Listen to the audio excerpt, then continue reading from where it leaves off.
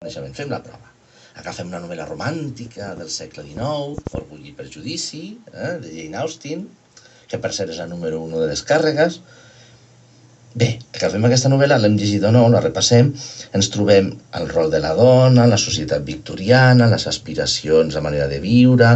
Tot això és coneixement i ens portarà al punt número 2, que seria un pensament crític.